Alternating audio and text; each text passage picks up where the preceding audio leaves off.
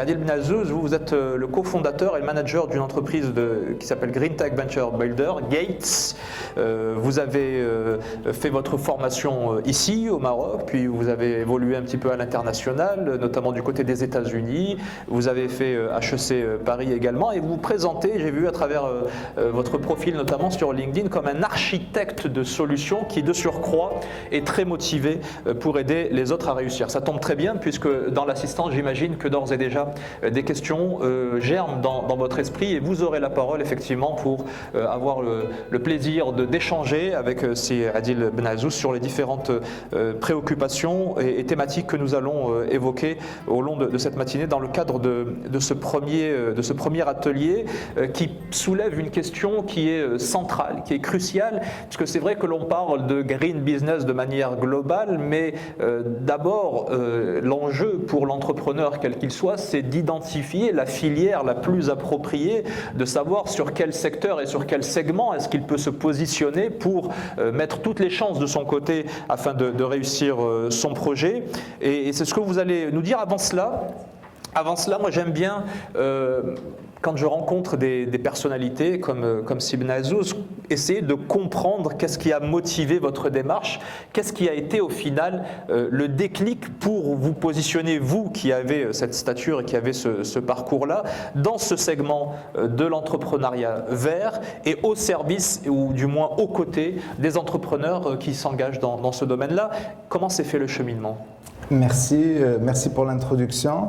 Alors premièrement, je n'oserais pas dire qu'on est une réussite. Myriam était généreuse dans son introduction. Moi je dirais plutôt la réussite est une cible mobile. D'accord ? Donc il ne faut jamais croire qu'on arrive à un certain moment où on se dit avoir réussi quoi que ce soit. Donc à chaque fois qu'on réussit A, il faut passer à B. Et donc, par rapport à ça, donc moi j'ai eu un parcours, on va dire, classique, donc des études d'ingénieur, après un travail en recherche et développement aux États-Unis, dans un laboratoire de recherche dans les moteurs thermiques, et puis je me suis dit, tiens, je vais me lancer, faire un MBA encore, donc next step, toujours, donc on veut passer à autre chose. Je pars donc en France, et j'entame mon MBA et là pendant le MBA on avait une composante très très importante de tout ce qui est sustainability, donc développement durable et durabilité. Et par rapport à ça, donc cette thématique m'a beaucoup, on va dire, intéressé et je vais rebondir aussi sur l'intervention et la conclusion d'hier. C'est-à-dire, moi je dirais plutôt que heureusement il y a compétition. D'accord ? Et on a besoin de la compétition. Mais par contre, la notion que j'ai apprise, c'est aussi la coopétition, c'est-à-dire de la coopération / compétition.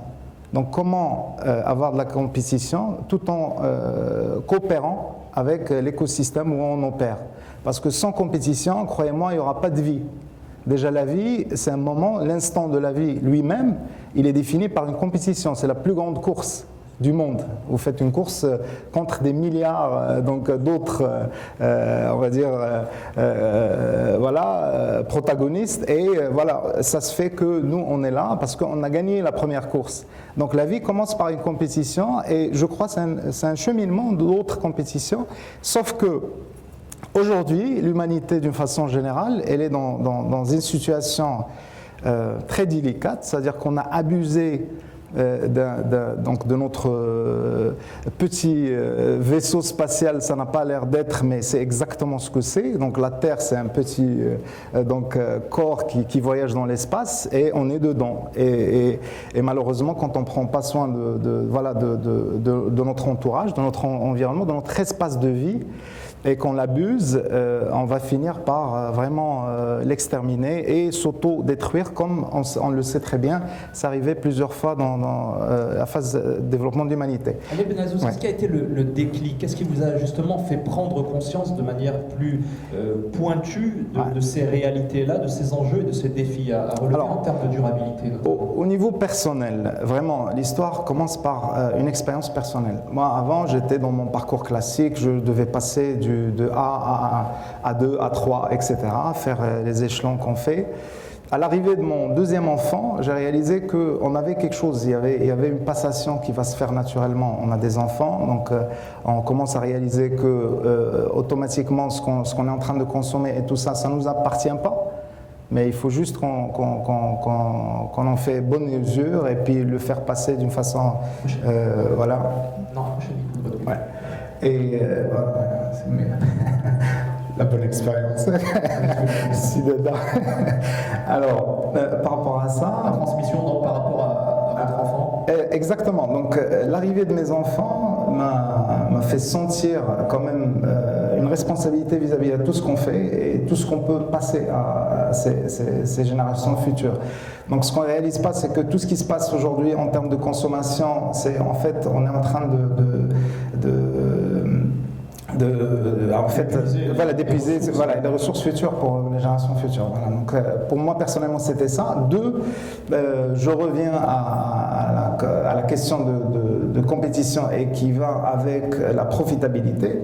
Moi, personnellement, je crois que le domaine vert, d'une façon générale, et la filière verte, d'une façon générale, peut être très profitable, avec, bien sûr, une conception d'un bon business model, avec aussi la participation de tous les intervenants. Donc, vous accompagnez des entrepreneurs ou des projets à dimension environnementale à travers Gates Industries, qui est une entreprise donc, qui est axée sur les technologies vertes, une société d'ingénierie, de gestion de projets, de services de maintenance. Donc vous essayez d'apporter des solutions, mais pour vous aussi, les questionnements auxquels vous essayez de répondre pour vos clients, vous les êtes posés.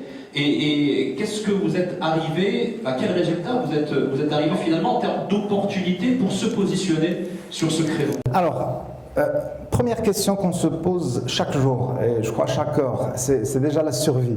Donc, en tant qu'entrepreneur, le premier challenge, c'est comment survivre, c'est comment exister, d'accord? Et après, vient la question, la raison d'être. Pourquoi je vais exister, c'est-à-dire le service ou le produit ou le concept que je vais mettre sur le marché. Alors, par rapport à la première question, ça dépend de beaucoup d'éléments. Donc, le premier élément, c'est question de ressources, on le sait très bien, vous êtes là, vous faites ces forums, il y a des initiatives énormes partout dans le monde par rapport à ça, pour rechercher. Et toujours la question fondamentale, c'est rechercher les ressources pour s'offrir justement ce climat qu'on veut créer, où on veut protéger, où voilà, ce carbone qu'on veut chasser. Voilà, exactement. Et donc, par rapport à ça, donc, la première question, c'est la survie, et par rapport à ça, donc, c'est une question de ressources.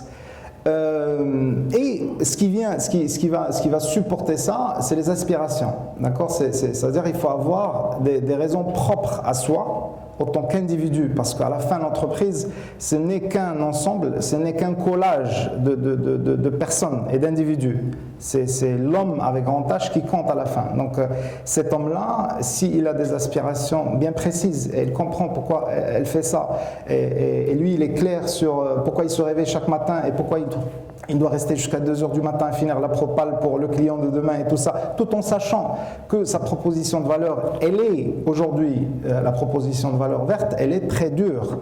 On le sait très bien, que ce soit économiquement, même par rapport à l'acceptance on va dire, de la clientèle. Il y a des gens qui vont douter de votre technologie, tout simplement par ignorance, on va le dire aujourd'hui, parce que la technologie a fait ses preuves, mais malheureusement, toujours, il y a de la résistance. Il y a même des gens assez, on va dire, courageux ou, pour ne pas dire un gros mot, donc il ose dire que challenger même le concept qui a même besoin de faire une initiative climatique, tout en ayant tous les éléments scientifiques, etc., qui en appuient.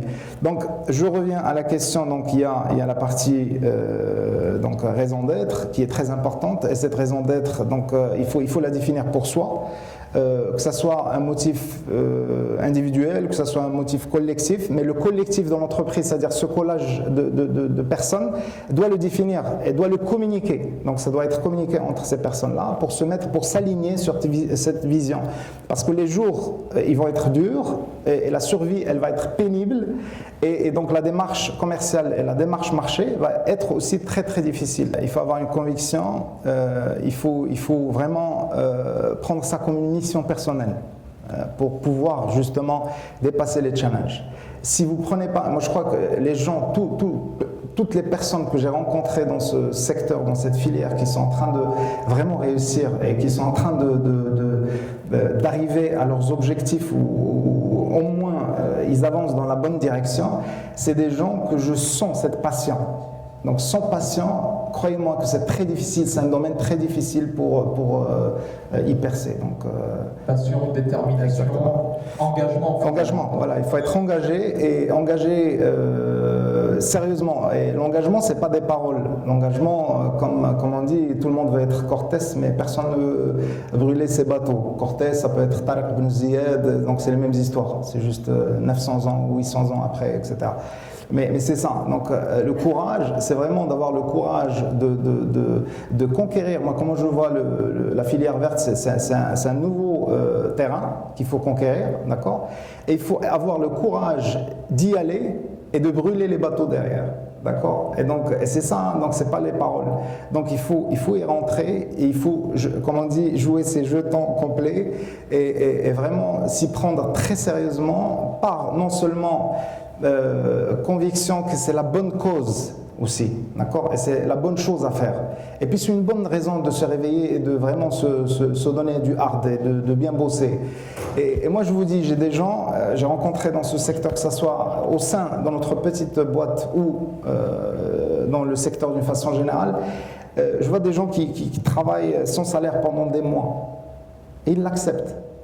Donc ils ont des enfants aussi à nourrir à la maison, ils ont des responsabilités, tout ça. Pourquoi ils le font? Et on se pose la question. Moi, je me suis toujours posé cette question avant de visiter ce monde, avant d'apprendre à aimer et vraiment d'apprendre à m'engager par rapport à ces sujets. Je me posais ces questions, c'est-à-dire ces gens qui... Et alors la réponse? La réponse, c'est que moi, sincèrement, dans ma vie, j'ai travaillé dans plusieurs secteurs, j'ai réussi pas mal de projets, j'ai aussi fait pas mal dans d'autres, mais d'une façon générale, mon parcours professionnel était, on va dire, assez bien, voire même bien. Mais à la fin, il n'y avait jamais cette chose que je prends avec moi à la maison. C'est ce plaisir et qui n'a rien à voir avec ce que vous avez sur votre compte bancaire ou la lettre que vous venez de recevoir de votre client, etc. C'est-à-dire c'est un plaisir profond d'avoir œuvré sur quelque chose. Moi, à chaque fois, par exemple, je vous donne un exemple très concret. Quand on fait une installation photovoltaïque, par exemple, et tout ça, le premier jour, quand on fait marcher la station et tout ça, personnellement, c'est magique pour moi. C'est un moment très magique, d'accord ? Pourquoi ? Parce que je me dis, tiens, je suis en cohérence avec l'univers, je suis en cohérence avec la nature et je suis, ce que j'ai fait, ce qu'on a œuvré ensemble en équipe et on a bien bossé. Aujourd'hui, ça se concrétise par rapport à quelque chose qui va fonctionner, qui va être utile, d'accord, et qui fait du bien d'une façon générale à l'environnement. Finalement, cette économie verte, de par les contraintes auxquelles on est confronté sur cette planète sur laquelle on vit, d'ailleurs l'ONU vient de révéler que nous serons presque 10 milliards d'habitants à l'horizon de 2050, donc il y a toutes ces questions qui se posent, toute cette urgence qui s'impose à nous. Est-ce que finalement l'économie verte, c'est une opportunité ou c'est une contrainte? Alors, super bonne question parce que c'est vraiment la question, quoi. C'est the billion dollar question, quoi. Donc, et ça, moi je crois que ça dépend tout dépend de perception. Certes, en Afrique, si je prends notre cher continent, en Afrique on a pas mal de challenges. Mais ces challenges-là, ça représente des visages, ça représente des familles et tout ça. En fait, ces challenges-là peuvent représenter des opportunités pour eux. Donc, si on se force à vraiment mettre ses ressources, que ce soit intellectuelles ou matérielles, ou etc., sur une problématique qui est réelle, on peut rendre ce problème comme une vraie opportunité. Et d'ailleurs, l'histoire, c'est ce qui se passe par rapport à tous les leapfrogs technologiques, c'était ça. Il y avait des problèmes à un certain moment. Et ça me rappelle par exemple les histoires qu'on lit sur l'évolution technologique. New York par exemple, quand il y avait les charrettes et tout ça, on se disait si on continue avec ces taux de croissance, c'est la même chose, c'est-à-dire les 10 milliards, etc. Si on continue avec ce taux de croissance sur New York City, on va avoir des bouts et des déchets de chevaux et tout ça qui vont faire, je ne sais pas combien de mètres. Il y avait des gens qui passaient des temps à simuler donc comment décharger la ville voilà, de ces ordures.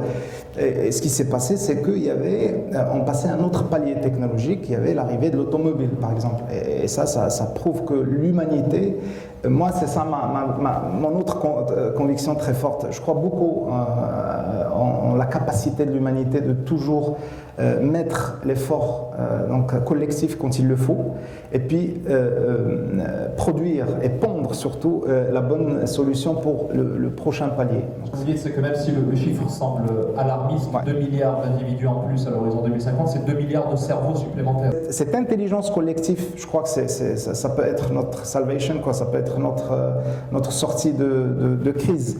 Donc, mais il faut la mettre en œuvre, c'est-à-dire il faut mettre les systèmes, les forums, les espaces qui vont permettre aux gens de mettre cette œuvre collective en marche, quoi. Donc, voilà. C'est tout le but effectivement et l'enjeu d'un forum comme celui-ci.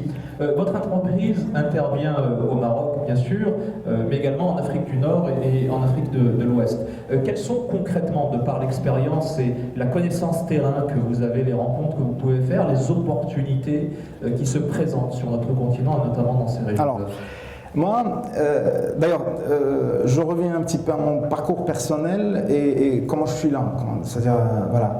Donc, moi, je suis parti au Maroc, j'ai fait l'école publique marocaine et je suis parti faire mes études aux États-Unis. Donc, après, j'ai vécu là-bas pendant 8 ans, j'ai travaillé, etc. J'ai vu comment une société, c'est-à-dire, c'est quoi les possibilités, comment on peut être développé si tout le monde y œuvre. Après, je suis parti en Europe, je me suis installé en France, j'ai vu un petit peu un autre modèle, c'est les mêmes idées, mais c'est un autre modèle. Et c'est de là où j'ai démarré, on va dire, ma tournée mondiale pour un petit peu découvrir le monde. J'ai fait un petit peu l'Asie, puis j'ai commencé à faire l'Afrique. Donc j'ai commencé à m'intéresser à l'Afrique. Et puis ce que j'ai réalisé, c'est qu'en fait, toutes les opportunités futures, ils sont là, ils sont en Afrique. Donc c'est pour ça que je me suis dit, donc s'il y a un endroit où j'aimerais être, c'est un endroit où j'ai tout à faire, c'est-à-dire il y a toutes les opportunités sont là devant nous. Donc aux États-Unis c'est très difficile c'est-à-dire il faut avoir une idée de génie avec tout le support qu'il faut, avec des moyens aussi qui sont trop grands pour pouvoir percer là-bas. Par contre, en Afrique, je peux être dans un petit village avec une petite idée sympathique et ça peut donner lieu à quelque chose de concret pour moi dans ma vie qui peut vraiment changer ma vie concrètement et réellement. Et donc, du coup, je me suis dit, c'est quoi le chemin avec le moins de résistance par rapport à un parcours entrepreneurial et en fait, même aux États-Unis, ce qu'on est tellement, c'est-à-dire dans le monde développé d'une façon générale, que ce soit la Chine, ou que ce soit les États-Unis, que ce soit l'Europe, donc tellement on a résolu pas mal de problèmes, c'est que tout le monde se penche aujourd'hui, se met ensemble autour des problématiques d'ailleurs, d'accord, inclus l'Afrique. Donc, et nous, en tant qu'enfants africains et donc des Africains qu'on est là, ensemble, tout le monde a l'œil ailleurs. C'est-à-dire, on croit que les opportunités sont ailleurs. Or, ils sont vraiment, ils sont sous nos pieds si on les voyait, si seulement on les voyait. Elles sont ici, chez nous, effectivement, sur le continent africain. Quelques projets, quelques idées qui vous ont marqué et qui témoignent de cette potentialité considérable qui existe. Guinée-Bissau, c'est un petit pays très joli. J'ai jamais senti l'air de la Guinée, un air aussi frais et aussi pur qu'au Guinée-Bissau. D'accord, c'est un pays forestier, donc c'est dans la zone tropicale. Et donc, on est parti là-bas par rapport à un projet d'investissement, quand j'étais dans les projets industriels. Et c'était par rapport à l'aménagement d'une nouvelle ville donc mitoyenne à Bissau, quoi. Et donc, parmi la tournée, ils nous prennent donc vraiment dans la brousse, quoi. Donc, on rentre dans la forêt et tout ça, on fait la tournée, il n'y avait rien, vraiment, il n'y avait rien. À un certain moment, on se dit, waouh, c'est beau, on est vraiment pris par le paysage. Et puis on arrive dans un petit village, en fait c'est un campement vraiment, ça n'a pas l'air d'un village permanent, mais c'est un campement temporaire, parce que c'est des fermiers qui travaillaient dans la forêt et tout ça. Ils avaient ce champ de cajou, donc, et la cajou là-bas, ça n'a rien à voir avec ce qu'on a dans les marchés et tout ça, c'est vraiment le truc, quoi, le bio, tout ce qu'on veut. Et donc il y avait ces jeunes-là qui travaillaient dans ce champ, qui ont mis ensemble donc, une petite station, donc, on va dire de pyrolyse, donc ils brûlent les déchets donc, quand ils nettoient la noix là, et donc ils ramassent tout ça et puis ils le brûlent pour créer donc, de l'électricité. Et c'était vraiment quand j'ai vu ça, et quand j'ai vu le niveau d'ingéniosité et surtout le niveau on va dire comment on appelle ça, d'intelligence, mais une intelligence, ouais, c'est un génie assez particulier, c'est-à-dire de rien on arrive à faire des choses. Nous, avec les labos, tout ce qu'on avait, tout ça, bon, réellement on faisait en comparatif. C'est-à-dire quand on fait le delta de la distance que cette personne a dû traverser par rapport à nous, les petites avancées qu'on fait tous les jours, c'était on va dire, très rafraîchissant, et c'était aussi assez, c'était un appel, vous voyez, un appel interne qui m'a beaucoup touché. Je me suis dit, tiens, c'est-à-dire, j'ai trouvé qu'il y avait un besoin basique, et il y avait tout. Donc ces gens-là, ils ont compris qu'il y avait tout sur place, et avec les moyens de bord, ils arrivent à faire des choses. 2, je me suis dit, tiens, si on mettait les deux choses ensemble, c'est-à-dire une structure de réflexion méthodique, une approche méthodique, un petit peu d'outils, d'accord, des choses simples, hein, donc des outils à ça, avec ce génie-là qui est en train de se mettre, c'est-à-dire en œuvre ici, donc peut-être on peut résoudre beaucoup de choses. Et donc c'était ça, je me suis dit, tiens, en Afrique, il y a des opportunités qui sont d'une autre nature. C'est-à-dire, avec les moyens, avec le savoir-faire, avec la connaissance qui est disponible aujourd'hui dans le monde, donc il suffit d'avoir une connexion Internet et on a accès à tout le savoir presque, on va dire, de l'humanité depuis, voilà. Et donc si on arrive dans ces régions à faire des choses sans avoir accès à ce genre de... c'est quoi les possibilités en mettant un petit peu on va dire, de savoir dedans? Donc, ça veut dire aussi qu'il y a une nouvelle manière d'envisager les services ou les activités telles qu'on les voit ici, exactement. Ou ailleurs plutôt au nord. Il y a des bons technologiques qui sont franchis et qui peuvent être franchis grâce à cette démarche. Exactement. C'est une démarche durable, c'est une démarche aussi locale, c'est-à-dire réfléchir localement d'une façon, qu'est-ce que j'ai comme ressources disponibles autour de moi.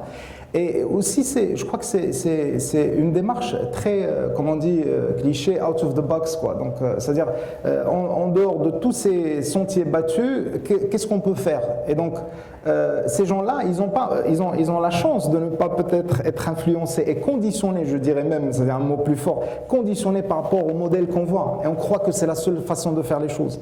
C'est des gens qui arrivent à réfléchir d'une façon... Et donc, quand tu poses la question, est-ce que c'est un business, est-ce que c'est une entreprise, tu réalises non, c'est une collectivité de gens, donc d'un petit campement qui ont eu le besoin, et ils gèrent ça en collectivité. Il y a les enfants qui vont ramasser, il y a les femmes qui vont faire le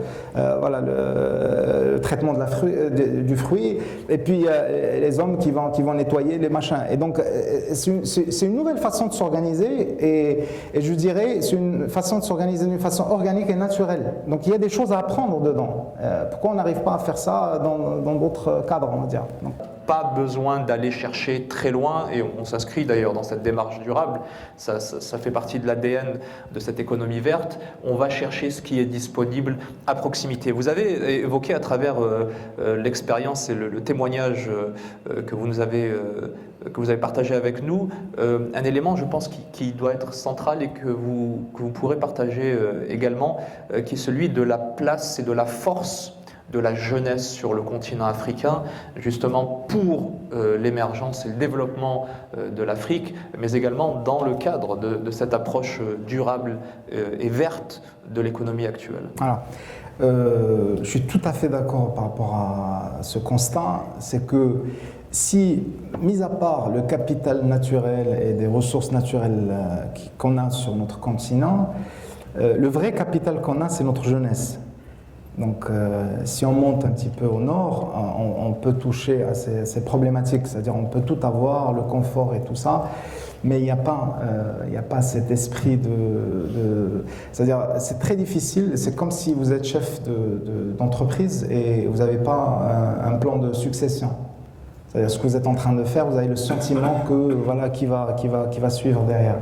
Nous en Afrique, on a cette force, on a cette énergie qui est exceptionnelle et si on arrive à la canaliser, vraiment la canaliser d'une façon voulue et volontaire et systématique, à travers des programmes très ciblés, à travers des actions ciblées et tout ça, et la jeunesse africaine, elle ne demande pas grand-chose. La jeunesse africaine, elle demande l'accès à l'opportunité. La jeunesse africaine, elle demande juste la possibilité de rêver, le droit de rêver. D'accord ? Je reviens à votre intervention qui m'a un petit peu alarmé, c'est que moi, en tant qu'entrepreneur, comment je peux entreprendre en ayant l'idée que demain, mon entreprise peut être confisquée, quelle que soit cette entreprise. D'accord ? Donc ça, c'est un concept, c'est-à-dire, et d'ailleurs, si on revient à l'histoire de la technologie, il y a eu l'époque où la protection de la propriété intellectuelle était une articulation très importante. Et justement, pourquoi ? Parce que l'humanité a réalisé que pour pousser des gens à inventer, pour pousser des gens à vraiment dédier leur vie et leur effort à une cause scientifique, peut-être que il y a 2 personnes, 3 personnes qui travaillent là-dessus, genre virus ou voilà. Donc, il fallait mettre en place un système de protection par rapport à cette vulnérabilité.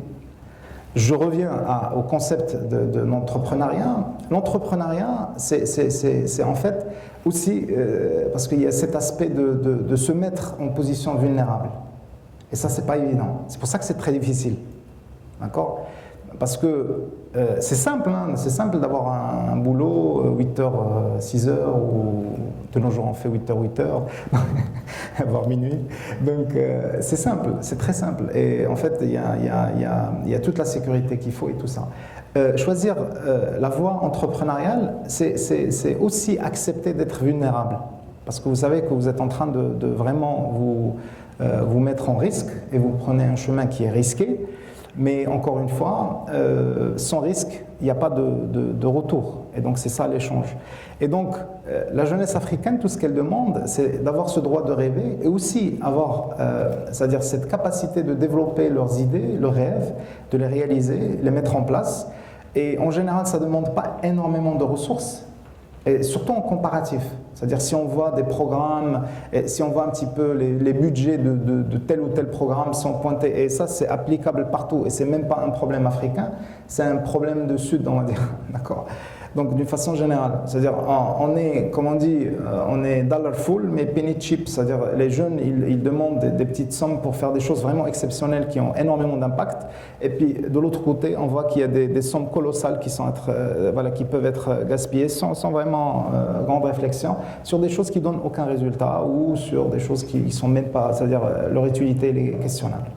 Revenons à ces jeunes, on comprend bien que c'est un potentiel extraordinaire, une richesse, une énergie, une dynamique pour le continent. On comprend bien également qu'aujourd'hui, de par le contexte économique actuel, de par les enjeux liés à la protection de l'environnement, de par les opportunités offertes par l'économie verte, et bien que l'entrepreneuriat est le canal le plus approprié, notamment sur le plan économique pour le développement du continent, reste cette question-là. Est-ce que dans ces pays du continent, notamment ceux dans lesquels vous évoluez, au niveau des institutionnels, au niveau des politiques, on est conscient de ces enjeux et on fait le nécessaire également pour permettre à cette jeunesse d'émerger, d'éclore et de concrétiser les idées, parfois géniales, qu'elle peut avoir? Alors, par rapport à ça, Sidedda, moi je ne connais pas tout le contexte africain, mais par rapport aux localités que je connais, par exemple le Maroc, j'y exerce, et puis quelques pays où j'ai eu l'occasion d'exercer professionnellement, moi je peux vous dire qu'il y a un disconnect total entre le cadre déjà législatif et le besoin entrepreneurial et cette énergie entrepreneuriale, d'accord? Donc, je vais faire un constat. Avant, on parlait de l'école comme ascenseur social, etc. C'est vrai. Mais est-ce qu'elle remplit cette fonction? Je parle de l'école publique. Est-ce qu'elle remplit toujours cette fonction? Je ne sais pas. C'est une grande question, d'accord? Aujourd'hui, pour moi, ce que je vois, c'est que la voie entrepreneuriale, c'est le vrai ascenseur social. D'accord? Et si on voit un petit peu ce qui se passe à la Silicon Valley même, donc on voit des jeunes, et nous on le lit comme un mythe, et on le lit comme, voilà, il y a des gens, il a quitté l'université, c'est un drop-off, et il a fait Microsoft, ou là il a fait Facebook et tout ça.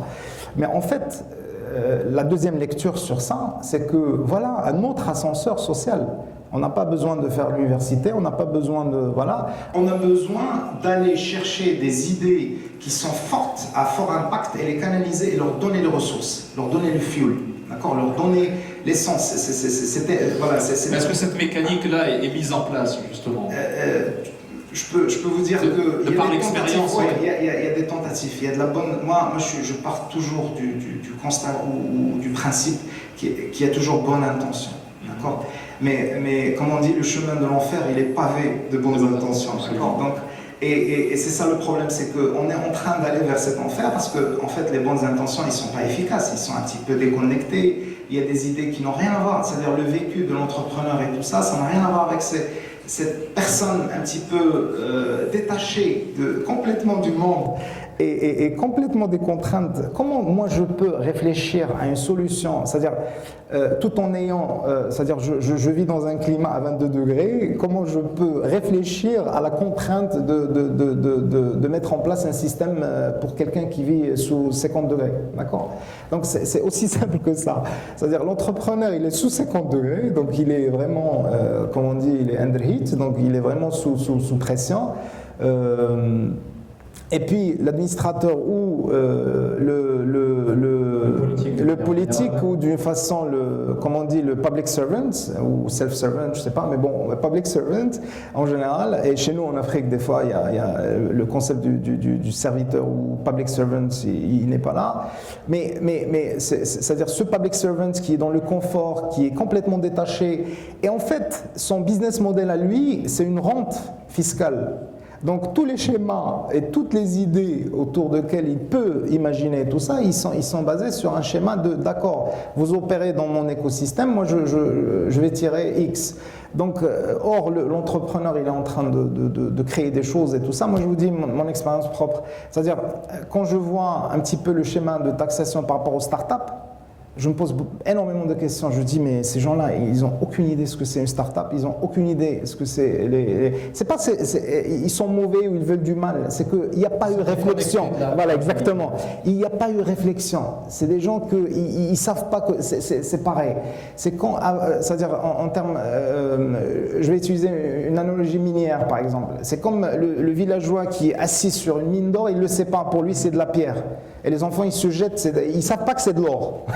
D'accord? C'est exactement ça. Ce public servant, il a une mine d'or. C'est toute cette jeunesse, avec ses idées, avec ce potentiel, et surtout avec cette volonté de travail. Ils sont volontaires et ils veulent travailler volontairement par rapport à une cause et faire des choses et tout ça sans rien, juste avec l'espoir que peut-être ça va marcher. Ça c'est exceptionnel, c'est louable. Donc, et ces gens-là, ils ne voient même pas ça. C'est comme exactement le villageois là qui a une mine d'or et puis on attend la grande, voilà, là qui va venir et dire ah, tenez, voilà, il y a voilà, une petite compensation par rapport à ça. Il y a un moment où on se pose la question, est-ce que le problème c'est moi? Est-ce que le problème c'est ma démarche? Est-ce que le problème c'est mon concept? Ou tout simplement, est-ce que le problème c'est mon environnement? Et donc il faut changer un de ces aspects. Donc si à la fin on réalise que le problème c'est l'environnement, tout simplement, et il ne faut pas en vouloir aux gens, il faut aller chercher un environnement où mon idée peut fleurir et peut vraiment devenir et peut prendre voilà, forme, au lieu de rester dans un environnement qui est toxique d'une façon, on va dire, structurelle. C'est pas parce qu'il veut être toxique, c'est qu'il est toxique sans le savoir, par inconscience. Et parce que par manque de réflexion, par manque aussi de peut-être voilà quand je suis assis au bureau climatisé du ministère et je reçois mon salaire tous les jours et voilà les enfants ils sont à l'école et je paye mes factures et tout va bien, je comprends pas quand quelqu'un débarque et me dit j'arrive pas à payer mes salariés, j'arrive pas à payer ADA, vous m'avez envoyé une taxe que je comprends pas, c'est-à-dire pourquoi je dois payer ça et à qui et comment et contre quel service. C'est quoi l'échange de valeur qu'il y a pour ça et donc tout ça, bien sûr, la personne elle est forcément forcée d'une façon voulue ou non d'aller voir ailleurs. Et par rapport à ça, donc moi je dis, il ne faut pas généraliser, c'est pas un problème africain. Il y a en fait dans des pays et des expériences africaines où il y a le flux inverse qui se passe. D'ailleurs oui, certains sont partis parce que justement il leur fallait les moyens pour mettre en œuvre leur projet et puis sont revenus ensuite une fois qu'ils ont pu structurer leur idée pour la mettre au service de leur pays. C'est une démarche aussi faisable parce que l'opportunité est là et l'entrepreneur il le sait. Et donc, si moi je suis dans cet environnement et je ne suis pas aujourd'hui capable d'être compétitif par manque de ressources ou de moyens ou par manque de XY, je vais aller chercher ça et je reviens à mon opportunité. Je ne vais jamais la quitter, donc, parce que le statut il est là, c'est-à-dire le constat il est là et ça ne va pas changer. Donc, et quelle perte de temps et quelle déperdition d'énergie. Exactement. Et puis si on arrive justement, l'idée, moi comment je vois la chose, le concept c'est que, et si jamais on arrive à exploiter cette mine d'or, d'accord, et faire le raffinage chez nous et faire l'export, ça c'est la valeur ajoutée ultime. Et donc c'est ça, c'est-à-dire si je prends une idée, un entrepreneur et le former et demain j'ai mon Mark Zuckerberg ou j'ai mon Steve Jobs ou j'ai mon voilà, etc. Voilà, pourquoi pas, au lieu que ça soit juste sur une filière classique et puis avoir un seul modèle de développement, un seul modèle de réussite et dire que voilà c'est comme ça qu'on fait. Il faut faire telle école, il faut faire tel parcours, il faut travailler dans tel groupe, ah là c'est bon.